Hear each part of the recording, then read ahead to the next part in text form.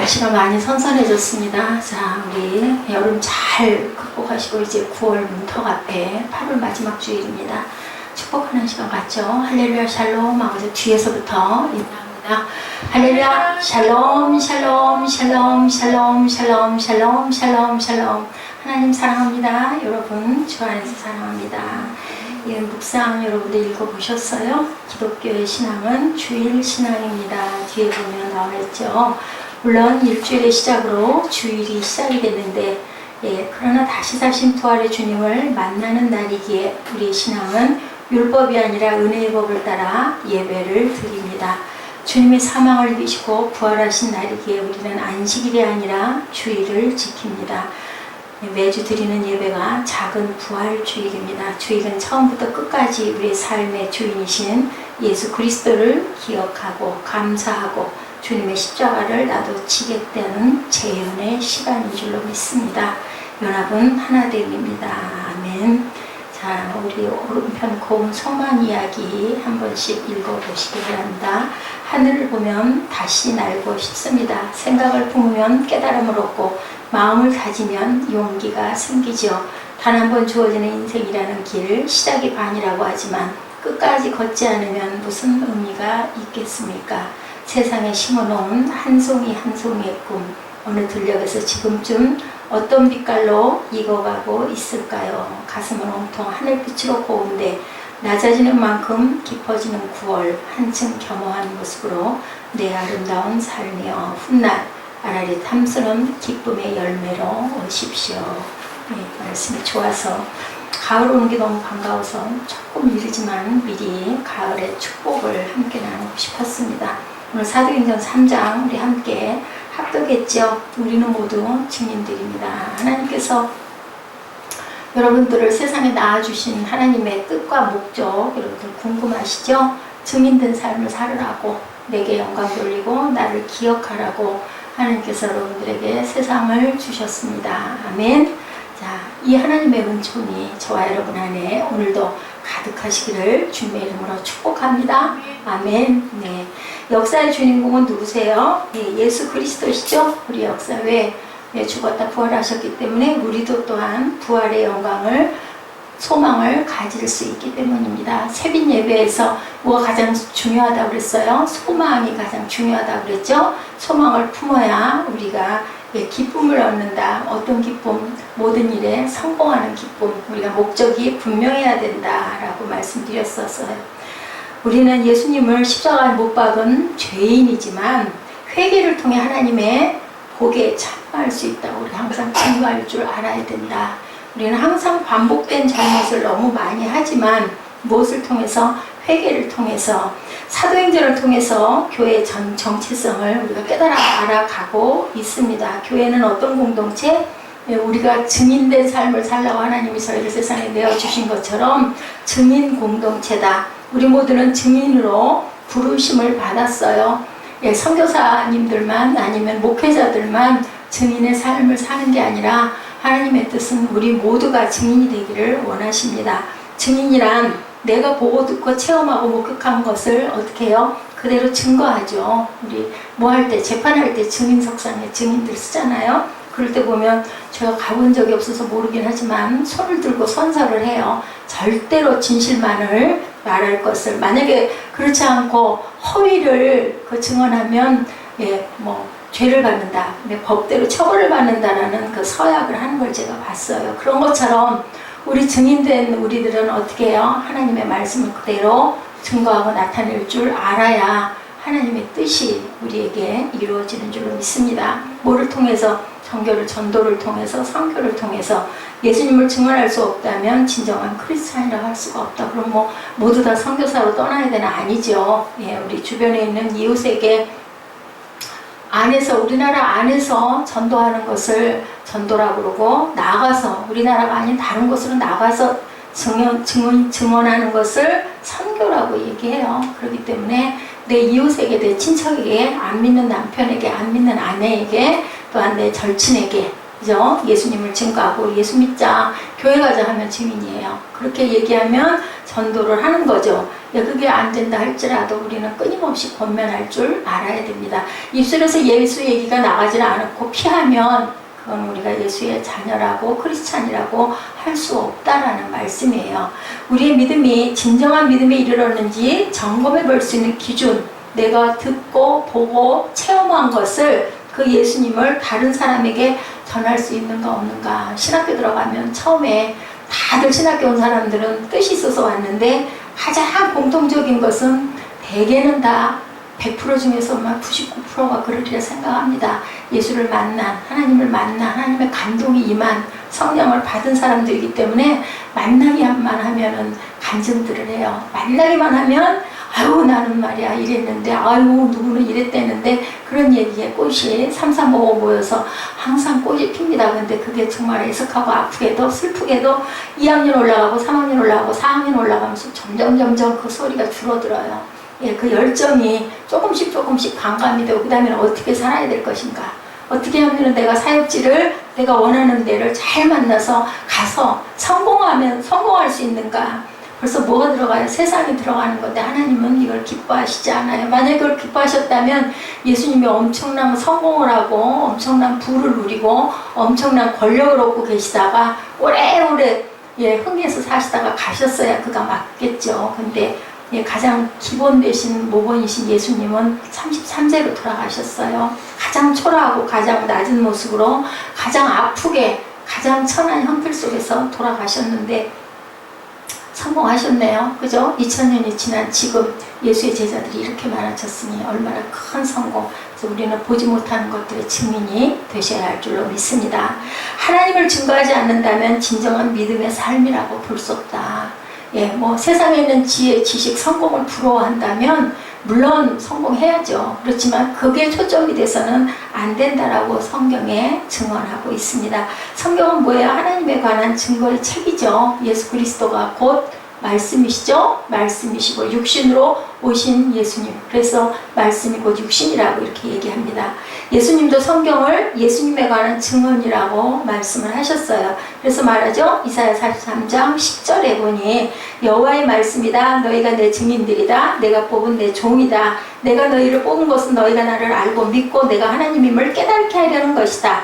나보다 앞서 만들어지신 신이 없으며 나 이후로도 없을 것이다. 이사야 43장 10절입니다. 혹시 빨라서 나중에 찾아보고 싶으신 분들은 이사야 43장 10절 하고 표기해 놓으셨다가 찾아서 묵상하시기 바랍니다.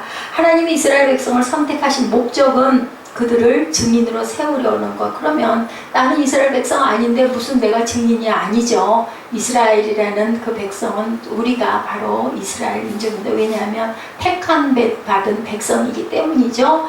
유일하신 하나님을 그들이 먼저 알게 하고 열방에 증거하게 하려고 이스라엘 백성들을 선택하셨는데 우리 알지만 성경에 보면 그들이 잘나서도 아니고 똑똑해서도 아니고 대단해서도 아니고 잘 살아서도 아니라 그러죠. 왜요? 하나님의 사랑으로 가장 작고 가장 연약하고 가장 볼품없는 자들을 내가 선택했다라고 말씀하죠. 유일하신 하나님을 먼저 알게 하셨어요. 그리고 증거하라고. 예수님이 부활하신 이후 연약하고 두려움에 사로잡힌 제자들을 불러 증인으로 삼고 여러분들 아실 거예요. 전부 다 뭐예요? 어부에다가 아주 각양각색의 그죠? 세상에서 별로 인정받지 않는 사람들을 불러 모으셨어요. 그것도 갈릴리라는 아주 시골 그냥 어촌에서 예수님께서 다니시면서 뭐하는 사람들, 자기 일 열심히 하는 그러한 사람들을 전부 불러서 정말 중구난방인 그들을 불러서 뭐 하셨어요? 훈련시키셨어요. 3년 동안. 그러니 우리도 당연히 예수 제자로 훈련 받아야 할 줄로 믿습니다. 교회를 설렁설렁 왔다 갔다 시간이나 때워야지 그냥 주일 안 지키면 안 되겠으니까 그렇게 하셔서는 예수님의 제자가 될 수 없고 나 제자 되지 않아도 좋아. 그건 괜찮은데 과연 천국을 갈 수 있을지 우리가 심각하게 생각을 해봐야 됩니다. 사도행전 1장 8절이죠. 그러나 성령께서 너에게 오시면 너희가 권능을 받고 예루살렘과 온 유다와 사마리아와 땅끝까지 내 증인이 될 것이다. 모두 다 증인된 너희들은 제자들 12명 뿐만이 아니라 이스라엘 백성들 뿐만이 아니라 우리가 출애굽이 뭐예요? 세상 땅을 출애굽이라고 얘기합니다. 거기서 우리가 굉장히 고행스럽게 돌죠. 어떤 사람들은 조금 평탄하게, 어떤 사람들은 험난하게. 예, 그런데 그걸 훈련받아서 그걸 습득하고 익숙하게 되면 그 다음에는 우리가 잘 쌓아나가지 않습니까? 아까 우리 세빈 예배 때 봤던 그 어머니와 두 아들처럼 얼마나 힘들게 공고하게, 그죠? 아버지가 그 사고로 인해서 진 빚 때문에 보험으로도 감당이 안 돼서 그것을 10년 동안을 열심히 가꾸면서 아들 둘이 잘 성장해서 그 어머니는 아마 노후가 아마 편안하실 거예요. 그렇다고 해서 염려가 없고 고민이 없고 걱정이 없고 힘든 삶이 없겠느냐? 아니죠. 우리 세상의 삶은 다 힘들게 살아갑니다. 그 안에서도 하나님 은혜와 감사를 느끼고 살아갈 때 하나님께서 우리에게 은혜를 주시는 줄 믿습니다. 이 시대 교회의 정체성도 뭐라고요? 증인이라고. 사도행전의 중심 단어는 증인이라는 겁니다. 증인들의 고백이고 증인들의 행적이 바로 사도행전이다.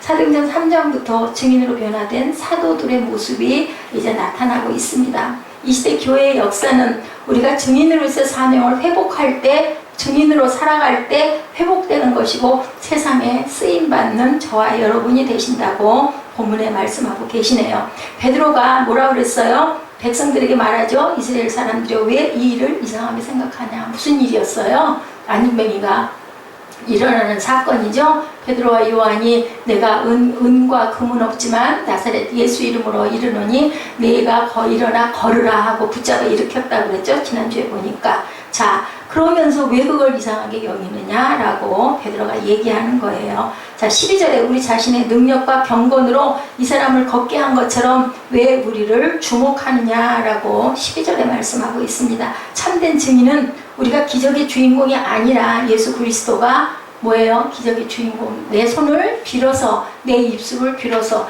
여러분들 시편 낭송할 때, 본문 낭송할 때 그냥 얼렁얼렁 읽고 그냥 얼렁얼렁 앉아야지 하지 마세요. 내 입술의 고백이 그대로 되어지는 역사가 임할 줄 믿습니다. 믿는 자에게만 하나님께서 역사하십니다. 뭐 교회를 5년 다니고 10년 다녔다 아무것도 안 일어나는데 그럼 지금까지 내가 살아온 것은 누구 은혜일까요? 내가 이만큼이라도 살아온 것 하나님의 은혜고, 우리는 보험 열심히 들잖아요.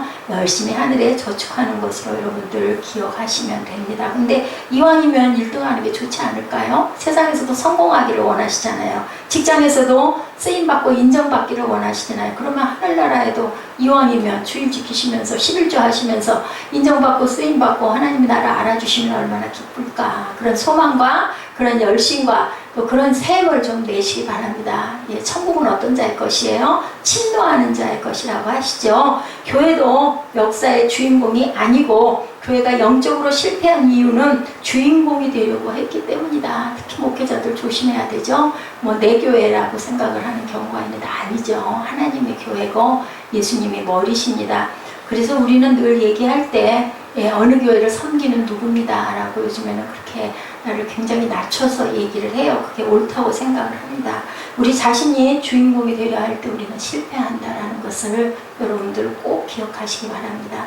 주인공이 되는 게 아니라 예수님이, 하나님이 주인공이 되셔야 되죠. 우리는 그릇으로 쓰임을 받는 그러한 증인된 삶입니다. 16절에 뭐라고 말씀하세요? 16절 혹시 눈에 보이시는 분들은 함께 우리 한번 읽어볼까요? 16절 말씀입니다. 예수의 이름을 믿는 믿음으로 인해 그분의 이름이 여러분이 보고 아는 이 사람을 온전케 했으니 예수로 인해 난 믿음이 여러분 앞에서 이같이 그를 완전히 낫게 하셨습니다. 제가 그 발췌한 성경이 일반 성경이 아니라 제가 성경을 보고 같이 한번 읽죠. 그 이름을 믿음으로 그 이름이 너희가 보고 아는 이 사람을 성하게 하였나니 예수로 말미암아 난 믿음이 너희 모든 사람 앞에서 이같이 완전히 낫게 하였느니라. 17절에 형제들아 너희가 알지 못하여서 그러하였으며 너희 관리들도 그러한 줄 아노라. 베드로가 말하죠. 너희들이 정말 몰라서 그랬다는 걸 내가 알겠다라고 얘기해요. 우리는 주인공이 아니고 누가 주인공이다? 예수 그리스도의 능력으로 이루어진 일이다. 무슨 일이? 그 안진뱅이 일으킨 일이. 베드로가 이렇게 고백을 하는 거예요. 교회가 주목의 대상이 되면 증인으로 실패한다. 그래서 너무 유명한 것도 염려가 되고 문제가 된다. 왜냐하면 사람 마음 안에는요 악한 근성이 있기 때문에 막 나를 드러내려고 하고 우쭐거리고 싶고 자랑하고 싶고 알아줬으면 하고 그저 큰 기침하고 싶은 마음이 누구에게나 다 있어요. 그렇기 때문에 절대로 그러면 안 된다 하니, 어떻게 보면 그런 얘기들 하시는 분들 많아요. 목사님들 중에는 아이고 다행이지 유명해지지 않아서 나는 그거 감당 못해 라는 얘기들을 많이 하시죠. 그렇다고 해서 또 다 무명이 되기를 바라서는 안 되겠죠. 그릇마다 쓰임의 용도들이 있기 때문에. 그래서 제가 생각하기에도 저처럼 아무도 모르는 이런 목사보다는 드러나서 누구 하면 알려진 목사님들이 더 많은 시험과 어려움과 그죠? 무릎 꿇음이 있으셔야 되겠다는 생각을 합니다. 얼마나 어려움이 많으실까. 그죠? 때로 성령의 기적과 역사가 나타난다 할지라도 그 도구가 된 사람이 주인공이 되거나 주목을 받으려면 그것은 증인으로서 철저한 실패다. 그래서 하늘나라의 목사가 가면 어떻게 네가 왔니 한다 하지요. 그런 말이나 날만큼 그렇습니다. 베드로와 요한은요 철저하게 증인으로서의 모습을 지금 본문에서도 말씀에서도 이렇게 지키고 있죠. 우리를 주목하지 말라고 얘기하죠. 그 모든 것이 다 누가 하신 거라고? 예수 그리스도의 능력으로 내가 한 거다. 그래서 우리가 늘 그 말씀 좋아하죠. 능력 주시는 자 안에서 내가 모든 것을 할 수 있나이다. 이 고백을 여러분들 항상 하시기 바랍니다. 참된 증인의 고백이 바로 이런 고백이다. 세상에서는 사람들에게 알려지고 유명해지는 것이 큰 재산이라고 해요. 아유 유명한 사람, 훌륭한 사람, 힘 있는 사람 내가 많이 알아야 어려울 때 도움도 받고, 그래서 참 사람을 많이 하는 게 중요하다. 맞아요. 세상에 살아갈 때 그죠? 그쪽 계통에 있는 사람들 많이 알아야 교사는 교사대로, 또한 정치인은 정치인대로, 또 권력 있는 또 부유한 층들은 그 사람들대로 서로의 그래서 그룹이나 모임 같은 거를 많이 갖지만 중요한 것은 꼭 그게 중요한 게 아니다. 자, 하나님의 나라는 절대로 그렇지 않다고 말씀을 하네요. 말씀이 어디에 가슴에 꽂혀야 온전한 증인된 삶을 살 수 있다. 그리고요 설교자나 예화가 떠오르면 안 되고 말씀이 떠올라야 된다. 그래서 어느 교회는 설교 그 예화 같은 거 이런 거 절대로 얘기하지 않는 교회도 있어요. 성경 말씀만 시간 내내 찾다가 증거하다가 말씀만 읽고 끝내는 그런 분들이 있습니다. 절대로 예화하면 안 된다.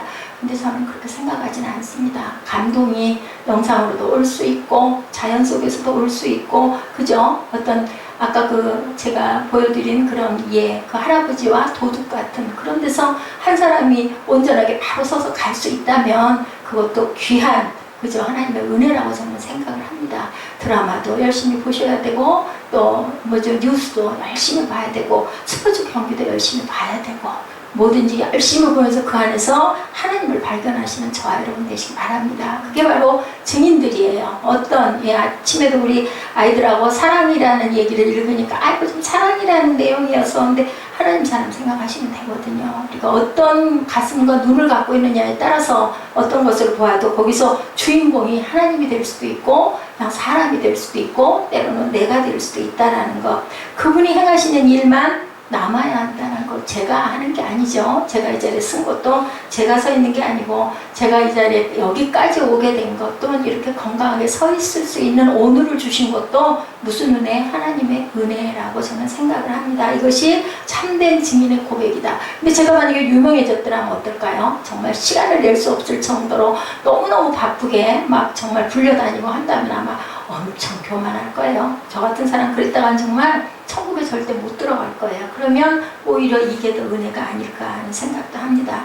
우리가 예수님을 십자가에 못 박아 죽인 악한 죄인들이라고 항상 고백해야 된다. 그래서 그런 얘기 하죠. 십자가에 예수님을 2번, 3번 못 박을 거야? 이런 얘기들 많이 해요. 우리가 죄를 짓고 회개하지 않고 자꾸 그리 달려가면 맞죠? 나를 위해서 십자가에 못 박혀 돌아가셨는데 우리가 계속 죄를 짓고 회개하지 않고 옆길로 자꾸 가면 예수님이 얼마나 아파하실까. 근데 그런 말씀이 있더라고요.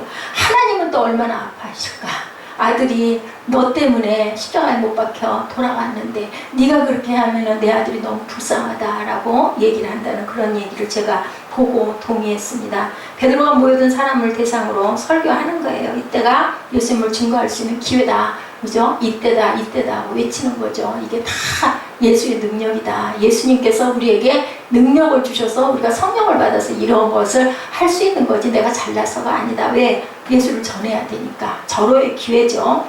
예, 여러분들은 거룩하고 의로운 분을 거절하고 도리어 살인한 사람을 놓아달라고 요청했지 않냐. 생명의 근원 되시는 분을 너희들이 죽였다. 너희들 회개하라. 오늘 말씀이에요. 13절에서 15절에도 하나님께서는 그분을 죽은 사람들 가운데서 살렸다라고 얘기를 하죠. 우리 13절에서 15절까지 함께 합독해 봅니다. 함께 합니다. 아브라함과 이삭과 야곱의 하나님 곧 우리 조상의 하나님이 그의 종 예수를 영화롭게 하셨느니라. 너희가 그를 넘겨주고 빌라도가 놓아주기로 결의한 것을 너희가 그 앞에서 거부하였으니 너희가 거룩하고 의로운 일을 거부하고 도리어 살해한 사람을 놓아주기를 구하여 생명의 주를 죽였도다. 그러나 하나님이 죽은 자 가운데서 그를 살리셨으므로 우리가 이 일의 증인이라. 맞죠? 예, 그렇게 했기 때문에 우리가 증인이라고 이렇게 얘기합니다. 뭐 말씀 그냥 읽고만 봐도 여러분들 이해하실 거예요. 베드로가 증거하고 있는 것은 예수님을 십자가에 너희가, 내가, 나와 너희가 넘겨주었다라고 얘기하는 거죠. 사람들 마음속에 있는 죄악이 예수님을 십자가에 못 박았지만 하나님이 그분을 죽은 자 가운데서 다시 살렸다. 왜? 우리가 회개하고 돌아오기를 바라고 또 한 번 기회를 주셨다라고 얘기합니다. 바로 여기 강조한 단어 중심, 여러분, 저와 여러분입니다. 이게 우리의 해야 할 본분이다. 저도 여러분도. 여러분이 예수님을 십자가에 넘겨주고 빌라도를 압박하여 풀어주지 못하게 했다. 왜 그랬어요? 살려주랴? 6월절이니까 살려주랴 하는데도 바라바를 놔달라고 그러죠? 도둑을 놔달라고. 그를 십자가에 못 박으라고 엄청 외쳐서 할 수 없이 십자가에 못 박은 일이 분명히 우리가 성경에서 증거해서 알고 있습니다. 오히려 살인자를 놓아달라고 요청해서 예수님을 십자가에 못 박았다. 예루살렘에 없었던 사람일지라도 그 시대를 사는 우리들도 예수님을 십자가에 못 박게 한 죄인이라는 것. 자, 교도소에 있는 사람이 죄인지 나는 죄인이 아니다. 히브리서에서 얘기하죠. 드러난 죄인, 드러나지 않은 죄인. 우리 마음속에 있는 죄는 얼마나 많이 되나. 차라리 드러난 죄인은 죄의 값을 받고 있으니까 차라리 나은데 우리가 지은 죄를 얼마나 겹겹이 덮고 있나. 굉장히 중요하다는 얘기합니다. 우리 모두는 죄인입니다 라고 고백할 줄 알아야 된다. 자, 예수님이 당시에 어떻게 십자가에 못 박혔을까? 네 종류의 사람들이 가담했죠. 첫 번째 누가? 가룟 유다가 자기의 탐욕 때문에 유대 지도자에게 예수님을 넘겨줍니다.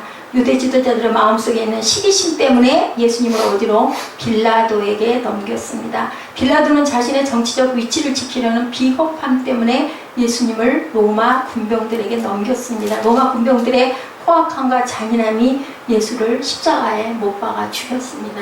이렇게 네 단계로 모두 다 하나가 돼서 모두 다 죄인이 됐던 거죠. 자, 예수님의 죽음에 가담한 사람들만 책임이 있을까? 아니죠. 고함치던 군중들에게도 책임이 있습니다. 어떻게 보면 더 큰 죄일 수도 있어요. 기회가 있었는데도 십자가에 못 박으소서 계속 외쳤잖아요. 그 군중들이 저와 여러분인 줄 믿습니다. 그렇다면 당시 모인 사람들만 예수님에게 책임이 있을까요? 아니죠. 예수님이 만약에 한국 땅에 그 시대에 오셨다면 어땠을까? 우리 많은 선교사들 그저 다 죽었어요. 참시당했죠? 이런 것처럼 당연히 그랬을 거예요. 내 죄가 예수님을 십자가에 못 박게 한 죄가 된 줄로 믿습니다.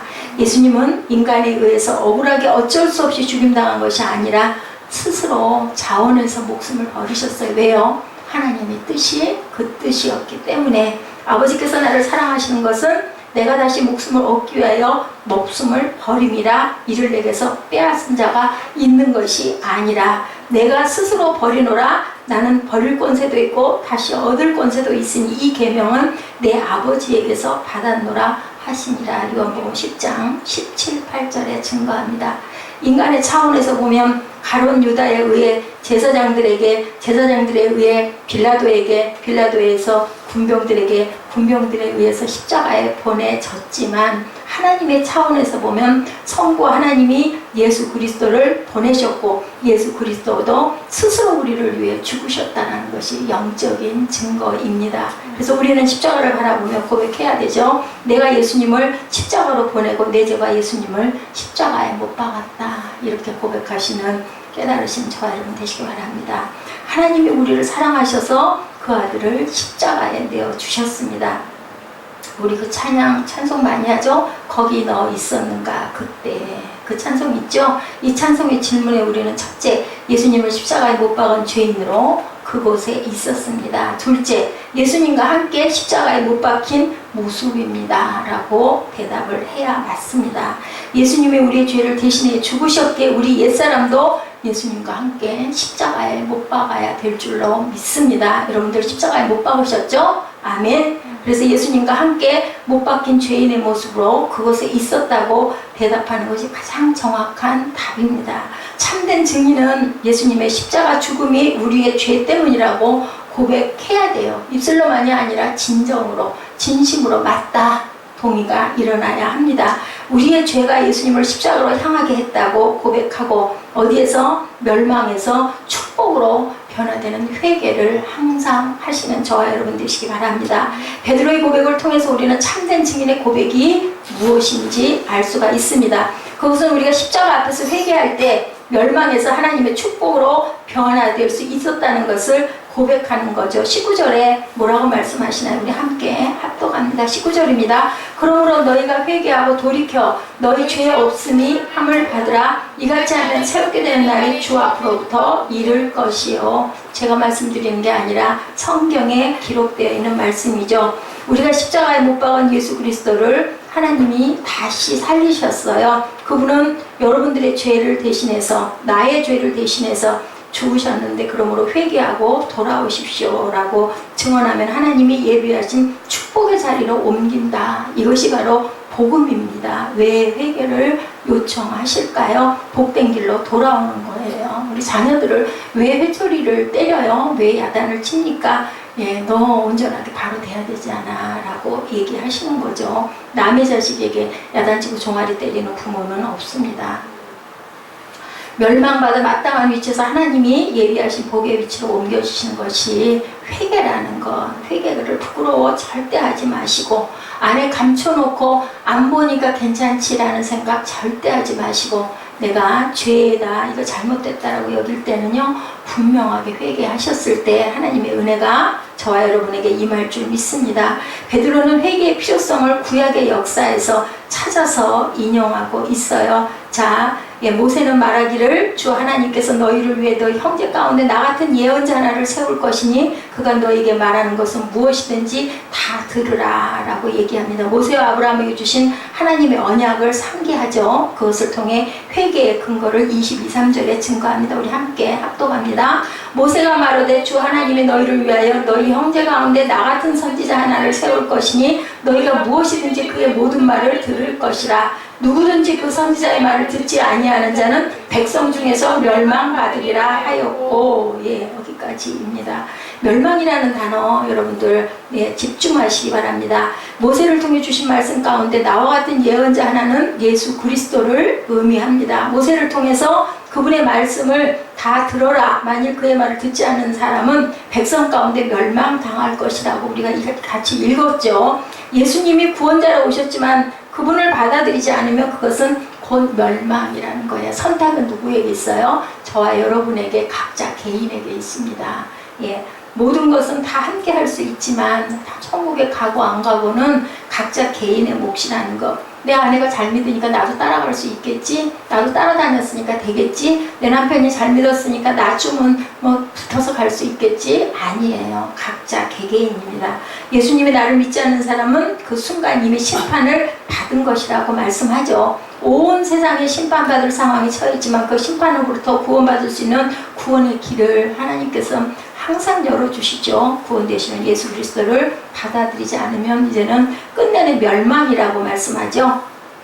꾀심죄를 적용할 거라고 그래요. 이만큼 얘기했는데도 안 들으면 너희는 기회가 없다. 예수님이 말씀하죠. 듣지 않은 자들은 차라리 복되다라고 말씀합니다. 들었기 때문에 이제는 너희는 핑계할 수도 없다라고 말씀을 하세요. 자, 여러분들은 예언자들의 자손이요, 하나님께서 여러분의 조상과 더불어 세우신 언약의 자손이다. 사도행전 3장 25절에 뭐라고 말씀하세요? 너희는 선지자들의 자손이요 또 하나님이 너희 조상과 더불어 세우신 언약의 자손이라. 아브라함에게 이르기를 땅 위의 모든 족속이 너희 씨로 말미암아 복을 받으리라 하셨으니, 그죠? 우리 씨로 말미암아. 무슨 씨? 예수 믿는 믿음의 조상의 씨를 우리가 받음으로 인하여 복을 받을 것이다 라고 말씀합니다. 내 후손으로 인해 라고 할 때 후손을 갈라디아서에서 보면 복수가 아니라 단수를 썼어요. 그것은 예수 그리스도를 가리킵니다. 예수께 오심으로 그분을 믿음으로 우리는 구원을 받았다. 아브라함의 후손으로 오신 예수 그리스도를 통해서 이 땅의 모든 족속이 복을 받을 것이다. 회개를 통해 멸망의 자리에서 복의 자리로 옮겨주신 저와 여러분 되시기를 주님의 이름으로 축복합니다. 예수님은 하늘에서 우리의 증언의 기간을, 회복의 기간을 우리에게 허락하시고 기다리셔요. 지금도 기다리시죠. 역사적 책임이 교회에 있습니다. 저는 여러분들에게 바른 말씀만 전합니다. 그렇기 때문에 1.1획도 변함이 없이 진 하나님의 말씀을 믿고 구하고 그리고 회개하시기를 주님의 이름으로 축복합니다. 우리에게 주신 사명은 그럼 무엇일까? 아까도 말씀드렸지만 증인된 삶을 살라고 주셨는데 성경의 순서에서 아브라함이 가장 먼저 나옵니다. 아브라함에게는 복을 약속하셨고 모세를 통해서 듣지 않으면 멸망당할 것이다. 우리 그 수요 예배 금요 철야에서 계속 나가죠. 어디 갔어요? 예, 어디죠? 에녹 다음에 그죠? 저 노아에 대한 이야기 했죠. 노아가 뭐 했다고요? 110년 동안 배 지으면서 계속 설교했다고 나오죠. 회개하라고, 그리고 방주로 타라고. 근데 결국은 방주의 가족밖에 타는 자가 없었고 모든 사람들은 누구의 노아의 말을 전부 미쳤다고 듣질 않아요. 그 시대는 비도 오지 않았는데 산 꼭대기에다 무슨 방주를 짓냐고. 온 가족이 그리고 이웃이 친척이 모두 다 그걸 믿지 않습니다. 가족 8명밖에는 결국은 타지 않아요. 120년 동안이나 외쳤는데 어떻게 돼요? 물로 심판합니다. 아이고 그런 일이 일어날 거야. 아니요, 일어납니다. 여러분들 영혼이 갈 곳이 없다면 어쩔 것 같으세요? 영원이 아니라 영혼. 갈 곳이 없다면 어떨 것 같으세요? 저는 하루하루 1년 못 살 것 같아요. 두렵고 무서워서. 근데 갈 곳이 있기 때문에 우리가 본향을 사모합니다.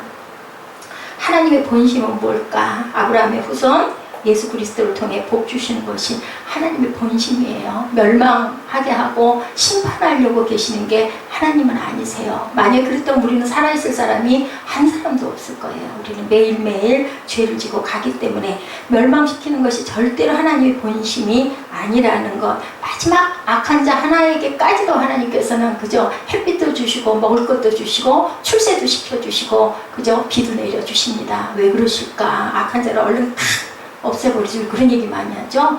저런 거 안 잡아가 누굴 잡아가 얘기하시는데, 그런데도 아버지께서 그 악한 자도 회개하고 돌아오기를 마지막 날까지 기다리신다라는 거죠. 모세의 율법을 먼저 인용하고 다음에 아브라함에게 주신 약속을 인용하면서 멸망에서 복으로 옮겨져라 라고 오늘도 저와 여러분 통해서 이 말씀을 통해서 말씀하고 계시죠. 허락하는 이 기간, 땅의 모든 족속이 멸망의 자리에서 복의 자리로 옮겨오도록 우리가 증언하는 증인의 책임이 있다라고 말씀하세요. 대단한 일 하는 건 아니에요. 내 가장 가까운 사람, 내가 사랑하는 사람에게 복을 증거하고 복을 나누는 저와 여러분 되시기를 주의 이름으로 축복합니다. 예수님이 이 땅에 오셔서 세상을 끝내버려도 되는데 왜 오셨다가 올라가셨다가 또 다시 오신다고 할까? 우리에게는 각자의 인생 나름대로 40년, 60년, 80년, 100년을 왜 주실까? 여러분들 생각해 보시기 바랍니다. 우리에게 시간을 주시는 거예요. 은혜의 시간들을, 돌이킬 시간들을 주심을 믿으시기 바랍니다. 은혜의 때와 구원의 때를 허락하셨다라는 것을 꼭 기억하시기 바랍니다. 증인들인 우리를 통해서 이 땅의 모든 족속이 하나님의 복을 누리기까지 증언하는 기간을 허락하셨다. 우리에게 그 기간을 맡기셨는데 교회의 역사가 맡겨졌어요. 그 교회를 우리가 섬기고 가는 겁니다. 크고 작고 그게 중요한 게 아니라 얼만큼 바르게 온전하게 내가 증인된 삶을 살아내고 있는가가 중요합니다. 1000명에게 하라고 하는 사명을 못하고 그저 800명에게 하는 자, 5명에게 하라는 그 사명을 온전하게 증언해서 5명으로 온전히 이끌고 가는 자, 누가 하나님이 칭찬하실까요? 여러분들 생각해 보시기 바랍니다. 역사적 책임이 교회에 있습니다. 교회가 증인의 사명을 감당하면 하나님의 역사를 회복시켜 주신다고 오늘 본문에서도 말씀합니다. 하나님은 하나님을 모르는 백성에게 기대하지 않으세요. 증인들에게 기도하고 계십니다. 바로 증인된 저와 여러분들에게 오늘도 주의 써져 있죠. 호람되어 하나님께서 눈동자같이 저와 여러분을 지켜보십니다. 예배 시간에는 예배에 집중하시고 말씀에 집중하시고 말씀 묵상하시기 바랍니다. 우리 안에 하나님의 아들을 십자가에 못 박아 죽이기까지 무서운 죄가 있다는 것을 고백하시는 오늘 되시고, 또한 9월 한 달을 일주일을 힘차게 시작하셔서 일주일이 4주가 되고 다시 10월을 맞으시고, 그러다 보면 2017년이 되겠죠. 열심히 준비하시고 정리하시고, 아까 제가 예화 하나 중에서 그런 얘기했죠. 하루밖에 없는, 아침에 일어나서 밤에 죽는 하루살이에게는 다음 날을 모른다 그랬어요.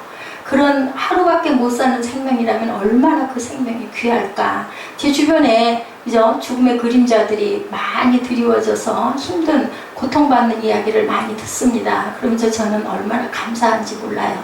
이만큼이라도 서 있을 수 있는 은혜, 구하는 건 단 한 가지, 하나님 절대로 고통 없이 주변에 이 이상의 폐를 끼치지 않고 정말 평안 가운데서 자는 듯하게 하나님께 돌아가는 그런 시간 될 수 있게 주옵소서. 그러려면 뭐 어떻게 해야 될까요? 기도만 하면 될까요? 아니겠죠. 마음을 다스려야 되겠죠. 선한 마음 가질 수 있게, 억울하고 분통 터지고 그저 울분이 올라오는 모든 것들을 재우는 기간을 아버지께서 저한테 허락하셨기 때문에 새벽 예배를 통해, 또한 주중 예배를 통해, 주일 예배를 통해 제가 입술로 고백하면서 스스로에게 자꾸 타이르는 시간을 하나님께서 허락하신 은혜가 얼마나 감사한지 모릅니다. 여러분들은 저보다 훨씬 그죠? 세상을 앞으로도 많이 살아가실 여러분들이시기 때문에 정말 깨달으시고 하나님 앞에 온전한 그러한 증인된 삶을 사시는 저와 여러분 되시기 바랍니다. 사도행전은 증인들의 고백이라는 것, 예수님만을 온전히 드러내기를 결정하고 순종하는 그러한 고백의 그러한 사도행전 29장을 저와 여러분이 써가고 계신다라는 것을 기억하시고 예수 바보의 행진이 되시기 바래요. 예수를 바로 바라볼 줄 아는 그러한 행진들의 삶을 사시기 바랍니다. 베드로를 통해 우리 안에 주시는 참된 사명을 감당하게 하시고 증인의 사명을 감당해서 하나님께 영광 돌리는 복된 기쁨이 충만하게 하시고 우리 후손들이 그로 인해 복을 받는 저와 여러분 되시기를 주님의 이름으로 축복합니다. 나를 받으시옵소서. 우리 고백하시고 결단하시는 시간 갖도록 하죠.